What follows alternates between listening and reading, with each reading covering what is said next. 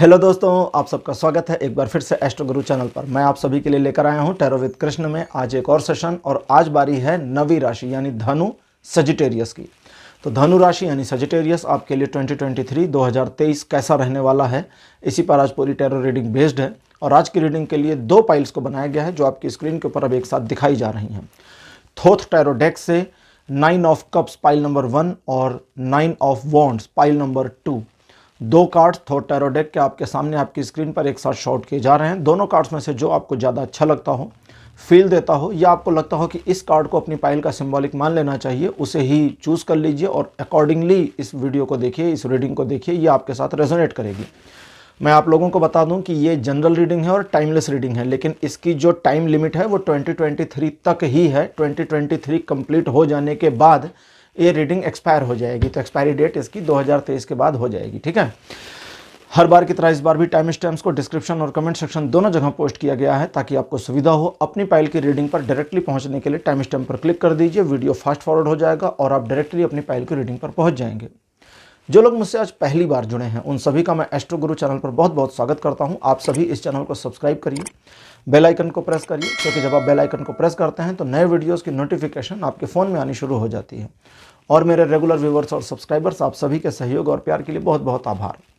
आगे बढ़ने से पहले आप सभी को मैं एक बार बता दूं कि मैं एक प्रोफेशनल एस्ट्रोलॉजर, एक प्रोफेशनल टैरो रीडर भी हूं। तो आपकी स्क्रीन पर ये नंबर जो आ रहा है, इसके ऊपर आप संपर्क कर सकते हैं अगर आपको अपने लिए एक पर्सनल रीडिंग सेशन चाहिए।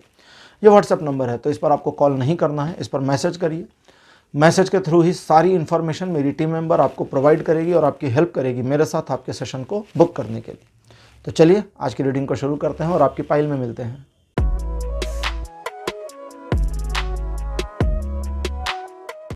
हेलो पाइल नंबर 1, आप सबका स्वागत है आपकी रीडिंग में। आपने 9 ऑफ कप्स को चूज़ किया था, मेरे बगल में 9 ऑफ द कप्स की फोटो लगा दी गई है। चलिए अब आपके लिए रीडिंग शुरू करते हैं और देखते हैं आज आपके लिए टैरो क्या गाइडेंस करते हैं कि आपका यानी कि धनु राशि पाइल नंबर 1 आपका 2023 कैसा रहने वाला है।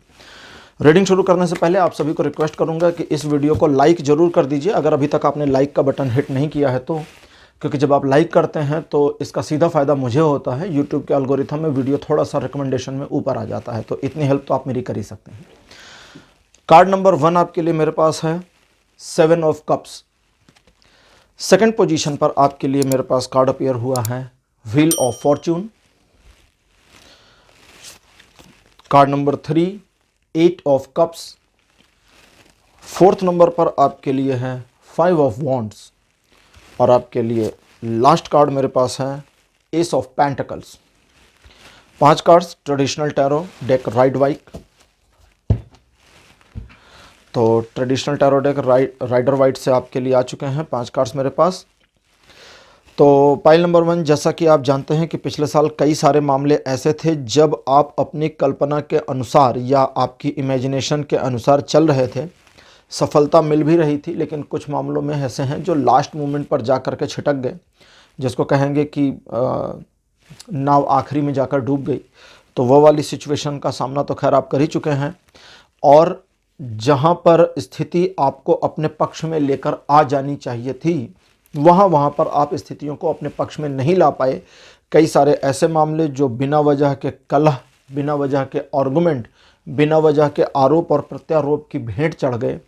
कई सारी सिचुएशन जो आपके फेवर में आते आते तक छटक गई, वो वाले यहाँ मैंने नहीं काउंट किए हैं, जहाँ पर फॉर्चुनेटली आपके ज़्यादा एफर्ट के बगैर चीज़ें ऑटो सेट हो गई। अब वो क्यों सेट हो गई उसको भी बता दे ही रहा हूँ, क्योंकि वो इसलिए सेट हुई कि आपने ज़्यादा इंटरफियर नहीं किया। अगर आप ध्यान करें तो आपके इंटरफेरेंस की वजह से कुछ चीज़ें उस तरह से नहीं हुई जैसी कि होती हुई दिख रही थी। तो वो वाले मामले जहां आपको लग रहा था कि चीज़ें ऑटो एडजस्ट हो रही हैं और उस एडजस्टमेंट का आपको बेनिफिट लेना चाहिए, लेकिन फिर आपने थोड़ा ज़्यादा एफर्ट लगाकर चीज़ों को थोड़ा सा डिस्टर्ब कर दिया। तो वो सब चीज़ें इस साल रिपीट नहीं होने वाली हैं, लेकिन इस 2023 में आपको थोड़ी सी योजनाबद्ध तरीके से काम करना होगा। सबसे पहली चीज़ तो ये समझ लीजिए कि आप हर चीज़ को ठीक नहीं कर सकते। तो हर चीज़ को ठीक करना, हर चीज़ को ऑन द ट्रैक लाना, हर इंसान को सही करने की कोशिश करना बेकार और व्यर्थ है। वो आपको कतई करना नहीं है, इस साल याद रखिएगा। तो कुछ मामलों में लोग अगर फंसे हुए हैं, लोग अगर परेशानी में हैं, तो कुछ समय तक उनको परेशान और फंसे रहने देना है, क्योंकि अगर उनको आपकी मदद की सचमुच ज़रूरत है तो वो इस चीज़ के लिए आपसे हेल्प मांगेंगे। और जब आपसे हेल्प मांगे तो आपको वहाँ पर उनको सिर्फ ऐसे तरीके बताने हैं कि वो अपनी प्रॉब्लम से बाहर कैसे निकलेंगे। कोशिश करें कि ज़्यादा इन्वॉल्वमेंट अपनी ना लें, क्योंकि अगर आप ज़्यादा इन्वॉल्वमेंट लेंगे तो उसका आपको बेनिफिट मिलता हुआ मुझे दिख नहीं रहा। तो इस चीज़ के लिए बहुत ध्यान दें। इस पूरे 2023 में आप क्या करना चाहते हैं, जैसे कभी कभी सुना होगा, कहते हैं कि नए साल का एक गोल चार्ट बना लीजिए कि क्या करना है आपको, क्या क्या करेंगे, क्या क्या नहीं करेंगे, उसका एक ब्यौरा बना लीजिए छोटा सा, तो उसको लोग नोट करते हैं। तो वो चीज़ भी आप बना सकते हैं, उसका फ़ायदा मिल जाएगा आपको। लेकिन इसमें एक छोटी सी चीज़ को नहीं करना है, कुछ नकारात्मक चीज़ों को अपने दिमाग में लेकर नहीं आना है। पॉजिटिव पॉजिटिव रहिए, अच्छी अच्छी चीज़ें सोचिए। वो मामले जहाँ से आप हट जाना चाहते हैं, जहाँ से आप अपने आप को भाग जाना चाहते हैं, लेकर भाग जाना चाहते हैं, वो अपने आप इस साल हो जाएगा। उन सिचुएशन से आप ऑटोमेटिकली डिटैच हो जाएंगे। वो उसमें आपको मेहनत नहीं करनी है। अब उसमें एक चीज़ का ध्यान रखना है, जब डिटैचमेंट हो रहा होगा तो आपको पता चलने लगेगा। अब उस डिटैचमेंट के, वो जो डिटैचमेंट हो रहा होगा वो आपके एफर्ट के बगैर होगा, ये समझ लीजिए। उस वाले मामले में आपको बस फ्लो के साथ चलते चले जाना है, खुद से तैरने की कोशिश नहीं करनी, वरना गड़बड़ हो जाएगी। ठीक है, ये ध्यान रखिएगा। अब शुरू करते हैं अगले साल की बात आपकी कल्पना से, और क्या सच्चाई में आपकी कल्पना आ सकती है या नहीं। आपकी कल्पना में कमी नहीं है, आपकी इमेजिनेशन में कमजोरी नहीं है, लेकिन एक चीज़ को ठीक से सही करना होगा। वो है कि जो भी आप इमेजिन करते हैं कि मैं ज़िंदगी में ये अचीव करूं या इस साल में ये चीज़ अचीव करूं, उसे एक प्लान्ड टारगेट बना डालिए। ये पहला काम करना है। बिजनेस को लेकर, आपके प्रोफेशंस को लेकर के इस साल आप तरक्की करेंगे। ग्रोथ रेट आपका काफ़ी अच्छा और इम्प्रूव होगा, और ये जो ग्रोथ रेट है ये आपको काफ़ी अच्छा भी लगेगा। एक अट्रैक्टिव ग्रोथ रेट के साथ आप आगे बढ़ेंगे, और इस साल आप वो अचीव कर सकते हैं जो कुछ एक मामलों में हम ये कह सकते हैं कि आपके सपनों जैसा है, सपने के सच होने जैसा है। कुछ एक मामलों में एक प्लान्ड टारगेट है, और कुछ एक मामलों में अनायास मिली हुई सफलता है। ये तीनों एक्सेप्ट करिए, और तीनों की संभावना बनी हुई है बढ़िया तरीके से। अगर किसी नए बिजनेस प्लान पर कोई काम करना चाहते हैं, शुरू करना चाहते हैं, एक साइड बिजनेस करना चाहते हैं, या अपने करंट रनिंग बिजनेस को और ज़्यादा इंक्रीज़ करने के लिए और तेज़ गति से आगे बढ़ाने के लिए कुछ प्लान करना चाहते हैं, तो ये 2023 इस चीज़ में बहुत सपोर्टिव बना हुआ है। इस साल रिलेशन के मामले में चीज़ें आपके अनुकूल ना चलें, इस चीज़ की पॉसिबिलिटी थोड़ी सी ज़्यादा अपीयर हुई है। इस चीज़ से बचने के लिए आपको बस एक छोटा सा काम करना है। रिलेशन के मामले में आप पहले ही फेस में ये समझ जाएंगे कि सामने वाले पर्सन को समझाने का कोई फ़ायदा नहीं है, इसकी समझ में नहीं आने वाला, या ये नहीं समझेगी, या ये समझना ही नहीं चाहता, जो भी उनका जेंडर हो। ये वाले मामले आपके फैमिली और फ्रेंड्स, हाँ जी, फ्रेंड्स का भी यही दिख रहा है, फैमिली और फ्रेंड्स दोनों में रहेगा। जब अच्छा, फैमिली, फ्रेंड्स और लव कपल जो हैं अनमैरिड वाले, उनमें ये रहेगा। लेकिन जो मैरिड कपल हैं उनमें ये चीज़ थोड़ी अलग ढंग से होगी, उसको भी बता देता हूँ। तो पहले तो ये जो बताया, फैमिली, फ्रेंड्स और अनमैरिड कपल, इस वाले मामले में आपको आर्गुमेंट में नहीं जाना है, बस इतना ध्यान रखिएगा। अगर आर्गुमेंट में जाएंगे तो बात बढ़ेगी और दूर तलक जाएगी, और उसका उल्टा आपको निगेटिव झेलना पड़ेगा। जो कपल रिलेशनशिप है उस वाले मामले में आपके आर्गुमेंट्स को आप पहली चीज़ तो बचा ही नहीं पाएंगे। कपल हंस रहे होंगे ये हो ही जाता है, आर्गुमेंट हो ही जाता है, तो बचा नहीं पाएंगे, ये पहली चीज़ है। लेकिन उस आर्गुमेंट का बेनिफिट मिलेगा आपको। कैसे? आपके जीवन साथी के द्वारा लगातार आपको किसी एक मामले पर अगर पिन किया जाता है इस 2023 में कि फला चीज़ में आपको नहीं पढ़ना चाहिए, और उस चीज़ में पढ़ने या ना पढ़ने का सीधा सरोकार आपके पार्टनर के ऊपर नहीं बल्कि परोक्ष पड़ेगा। डायरेक्ट इम्पैक्ट नहीं बल्कि इनडायरेक्ट पड़ेगा। जैसे मान लीजिए आप अपने फैमिली के किसी मेंबर की कोई हेल्प करना चाहते हैं, अब फैमिली मेंबर की हेल्प आप करना चाहते हैं, उसका डायरेक्ट इम्पैक्ट आपके हस्बैंड या वाइफ पर तो पड़ेगा नहीं, इनडायरेक्टली भले उसके ऊपर पड़ जाए कोई प्रभाव, तो उस वाले मामले में ज़्यादातर वे सही होंगे। लेकिन जहाँ डायरेक्ट इम्पैक्ट पड़ रहा है, जैसे घर के बजट में या घर के खर्चों में या घर के डायरेक्ट इन्वेस्टमेंट या डायरेक्ट डीलिंग वाले मामलों में, या आपके कपल रिलेशन के डायरेक्ट वाले मामलों में, तो आपके पार्टनर के परसेप्शन में पॉजिटिविटी यानी कि सच और ना सच हो, यानी कि पॉजिटिव नेगेटिव दोनों में से कुछ भी हो सकता है, फिर वहाँ आपको थोड़ा सा अंडरस्टूड करने की ज़रूरत पड़ेगी कि आप अपने पार्टनर के साथ गो थ्रू करेंगे या उसको अपोज कर देंगे। गो थ्रू करें या अपोज करें, दोनों ही मामले में, इस वाले और उस वाले में जहाँ इनडायरेक्ट वे में उसको कोई फ़ायदा या नुकसान हो सकता है, इन दोनों मामलों में आपको अपने पार्टनर को डायरेक्टली ईगो हर्ट करने वाली लाइन को नहीं बोलना है। बस ये याद रखिएगा। अगर इतना आपने मैनेज कर लिया छोटा सा, तो फॉर्चुनेटली आपके रिलेशन में कोई प्रॉब्लम नहीं आएगी, आपकी लव लाइफ अच्छी चलने वाली है। इस पूरे 2023 में धनु राशि, पाइल नंबर 1, आपके लिए नई अपॉर्चुनिटीज़ अपने आप भी आएंगी। एक ऐसे समय पर आएंगी जब कि आपको अपेक्षा नहीं होगी कि इस पॉइंट पर आपको कुछ नई अपॉर्चुनिटीज़ मिल सकती हैं, तो उन अपॉर्चुनिटीज़ को आपको करना है ग्रैब, छोड़ना बिल्कुल भी नहीं है। इस चीज़ को आप याद रखिएगा। अब लेते हैं आज की ओरेकल डेक, ओरेकल यौगिक पाथ, और देखते हैं कि ओरेकल कार्ड्स आपके लिए क्या इन्फॉर्मेशन देते हैं।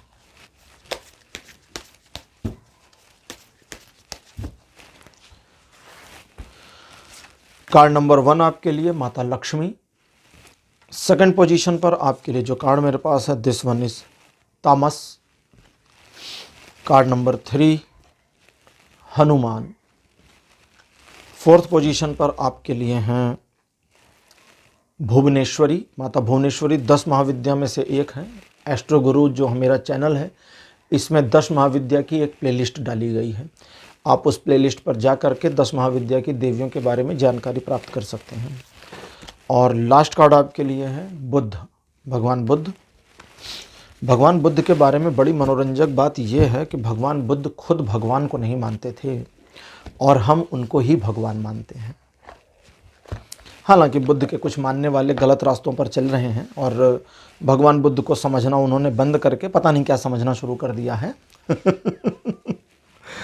यही होता है जब आप उन ग्रंथों का अध्ययन नहीं करते जो ग्रंथ कह रहे हैं। कुछ जैसे चाइना में भगवान बुद्ध की एक मूर्ति बनाई गई है, एक प्रतिमा है। अगर उस मंदिर में आपका कभी जाना हो बाई चांस, तो आप देखेंगे वहाँ पर कलाई से लेकर उंगली तक भगवान बुद्ध की हाथ ऐसे बना हुआ है, बस ऐसे।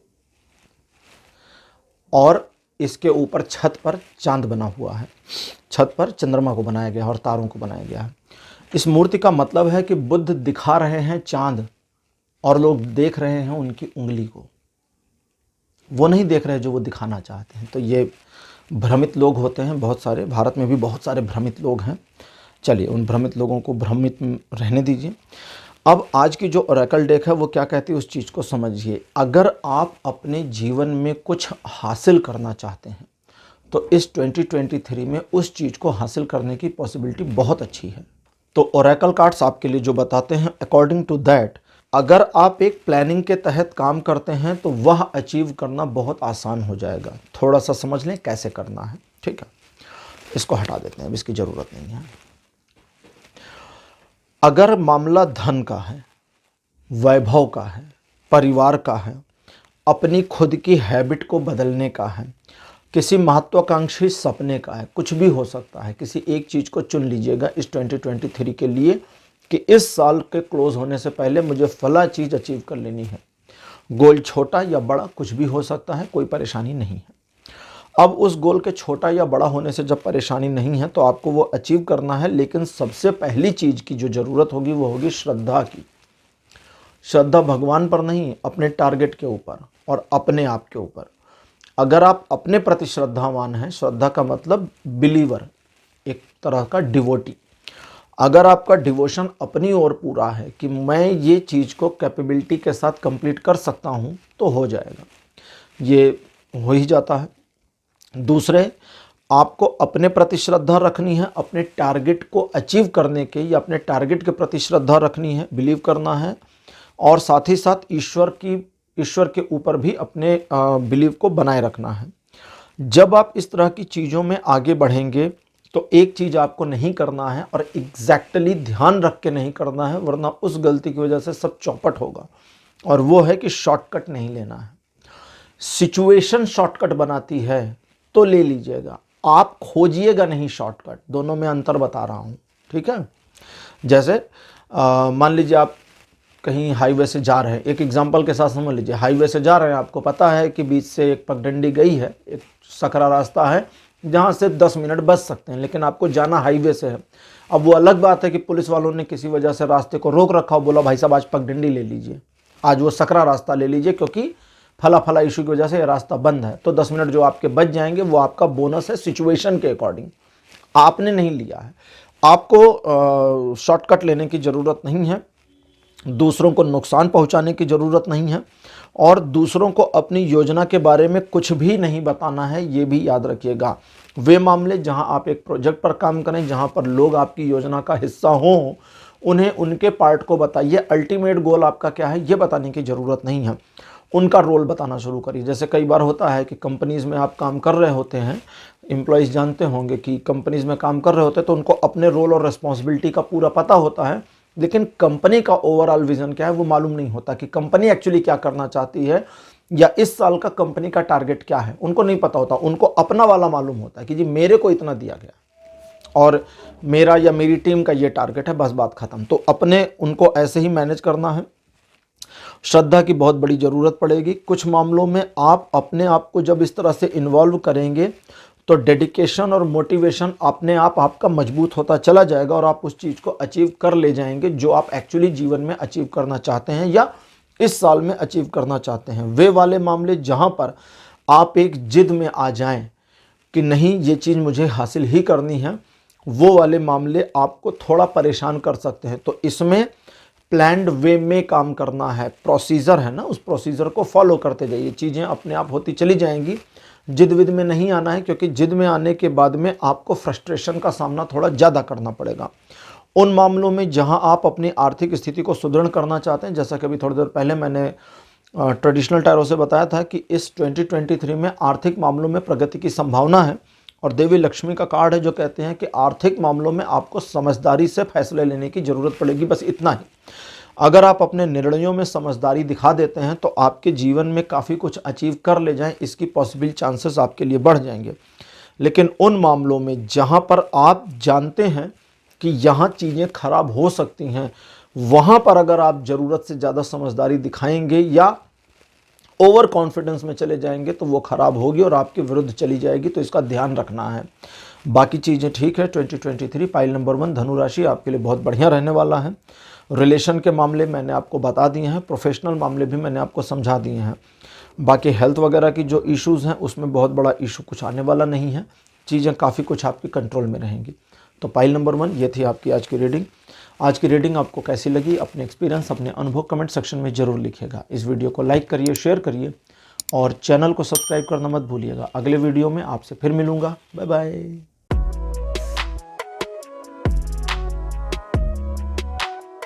हेलो पाइल नंबर 2, आप सबका स्वागत है आपकी रीडिंग में। आपने 9 ऑफ वॉन्ड्स को चूज़ किया था, मेरे बगल में 9 ऑफ वॉन्ड्स को लगा दिया गया है। चलिए आपके लिए रीडिंग शुरू करते हैं और देखते हैं कि आज आपके लिए टैरो क्या इन्फॉर्मेशन देते हैं, क्या गाइडेंस देते हैं।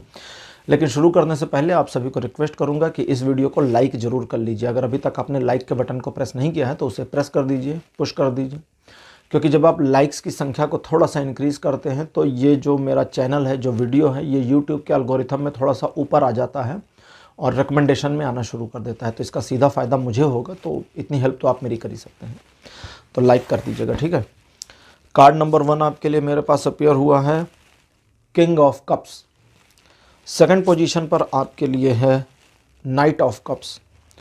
कार्ड नंबर 3 आपके लिए मेरे पास अपीयर हुआ है the hermit. Card number 4 3 of sword. और आपके लिए अंतिम लास्ट कार्ड मेरे पास अपीयर हुआ है 6 ऑफ सोर्ड्स। तो 5 कार्ड्स आपके लिए traditional tarot deck rider white से अपीयर हो चुके हैं। पाइल नंबर 2 धनु राशि, आपको ठीक है, पहली चीज़ समझ लीजिए कि वे सारे मामले जहां पर आप परेशानी में फंस गए थे पिछले साल या पिछले कुछ सालों से, 2-3 सालों से, कुछ लोगों का पिछले साल वाला मामला है, कुछ लोगों का 2-3 सालों से मामला है, और वे वाले मामले भी जहां पर आपको रास्ता नहीं सूझ रहा था, इस साल ओवरकम कर जाएंगे 100%। इस चीज़ की बहुत बहुत बहुत बहुत पॉसिबिलिटीज़ अपीयर हो रही हैं। लेकिन आपको अपने लक्ष्य पर बने रहना है।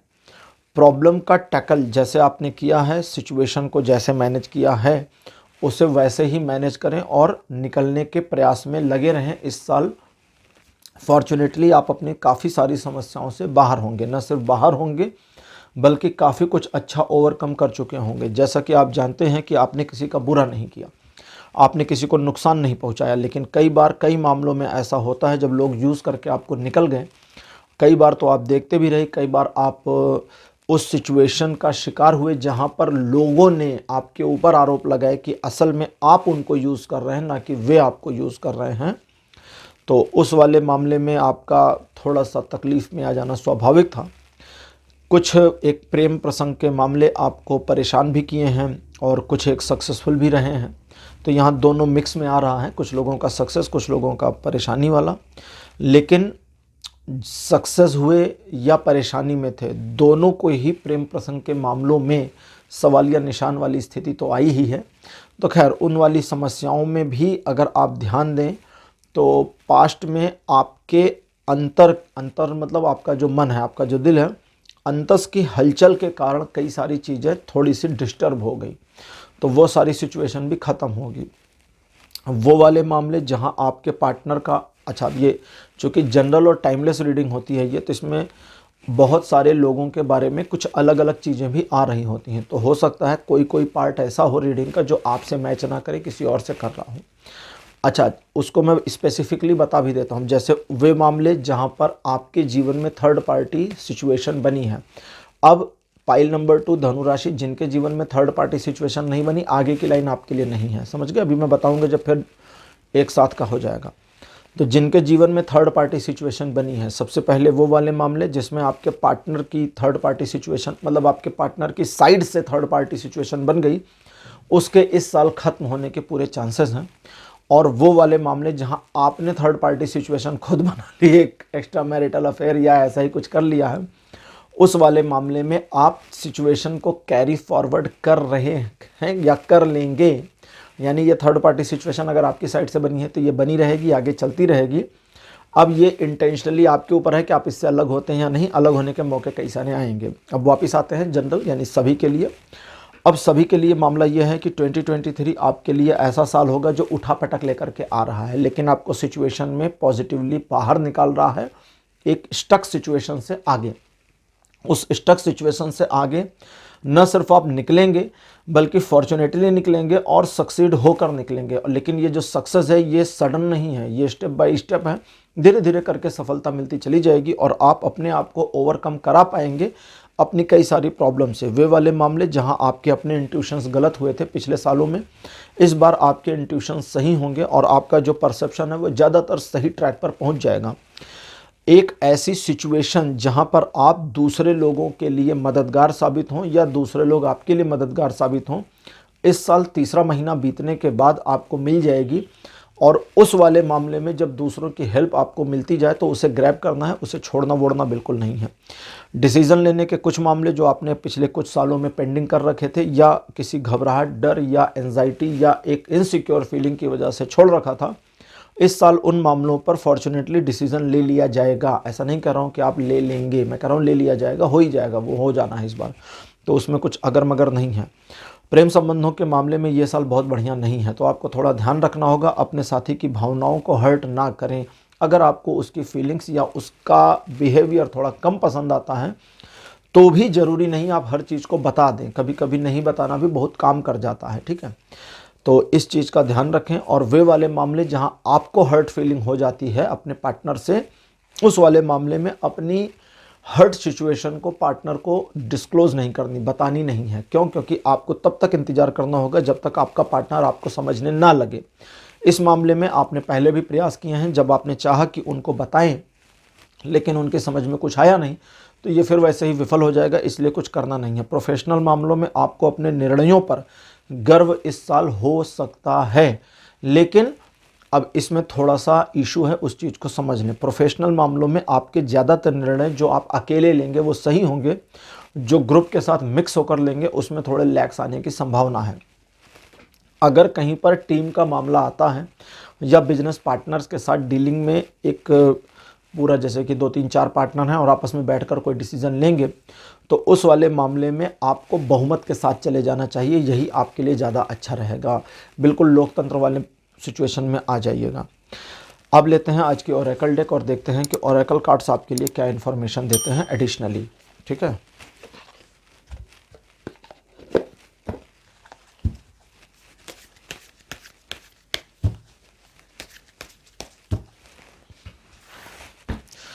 कार्ड नंबर 1 आपके लिए मेरे पास है तेजस। सेकंड पोजीशन पर आपके लिए जो कार्ड अपीयर हुआ है माता पार्वती। कार्ड नंबर 3 आपके लिए है धारणा। Card number 4 Shri Ganesh. और लास्ट कार्ड आपके लिए श्री कृष्ण।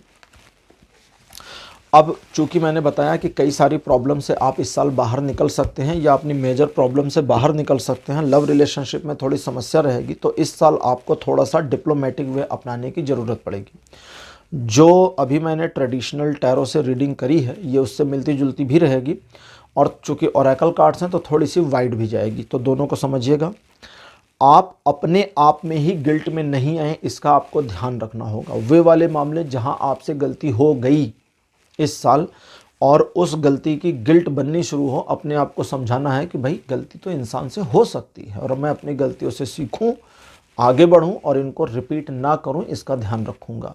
बस इतना करने के, इतना जो मैंने भी कहा ना, ये चीज़ अपने आप को जब समझाएंगे तो ओवरकम करने में मदद मिल जाएगी। अपनी इमेज पर बहुत ध्यान रखना है। अपनी इमेज पर सबसे पहला ध्यान रखना है अपनी नज़रों में बना रहे।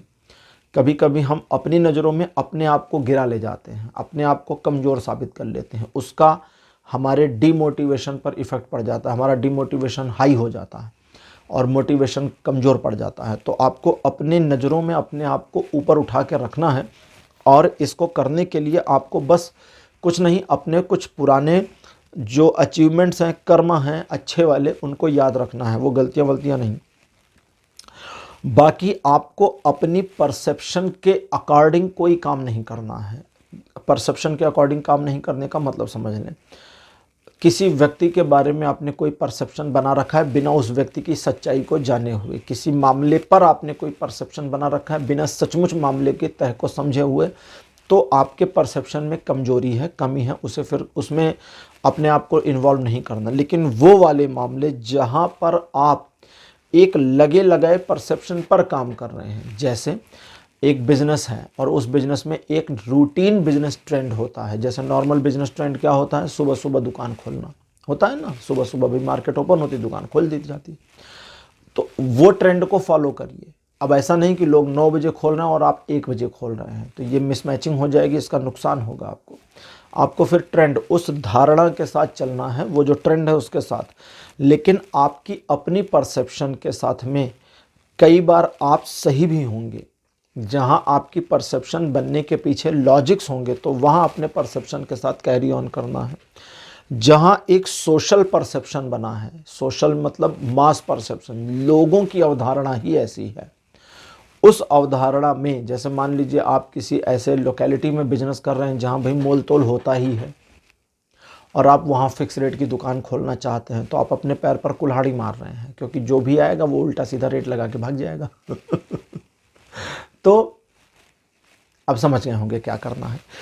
तो जो मास परसेप्शन है उसके साथ कनेक्ट करके चलना है, फिर वहां अपोजमेंट नहीं लेनी है। किसी नए काम को शुरू करने के लिए ये साल अच्छा तो हो सकता है, लेकिन चौथा महीना बीतने के बाद यानी अप्रैल बीतने के बाद, अब ये जो मैंने अभी बताया, ये मैंने बताया जब 2023 शुरू हो जाएगा तब आप किसी नए काम को करने के बारे में सोचें, तो अप्रैल को बीत जाने दीजिएगा। लेकिन अगर आपने कोई योजना पहले से बना रखी है और एक ऐसा प्लान बना रखा है कि आप जनवरी, फरवरी, मार्च या अप्रैल में उस चीज़ को शुरू करेंगे, पहले से बना रखा है, मेरी रीडिंग को देखने से पहले ही आपने इसको बना लिया था या काफ़ी पहले से बन रखा है, तो उस वाले मामले में कोई प्रॉब्लम नहीं है। लेकिन इसी 2023 में प्लानिंग करके जनवरी, फरवरी, मार्च, अप्रैल में किसी नए काम को नहीं शुरू करना है, ठीक है, बस इतना ध्यान रखिएगा।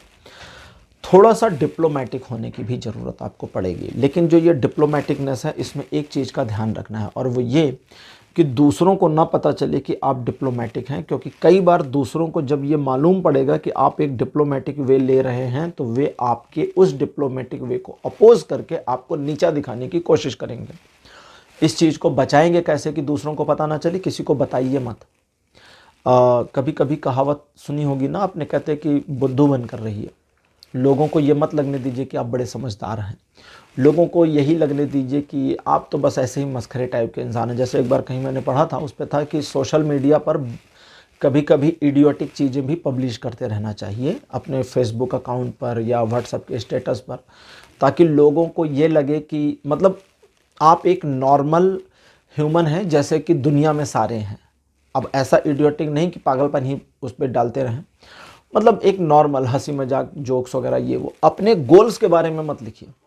कई बार लोग अपने टारगेट्स लिख रहे होते हैं, अपने गोल्स लिख देते हैं अपने स्टेटस के ऊपर। ये सब नहीं करना है। फेसबुक पर अपने गोल्स अपने टारगेट्स को नहीं लिखना है। क्यों?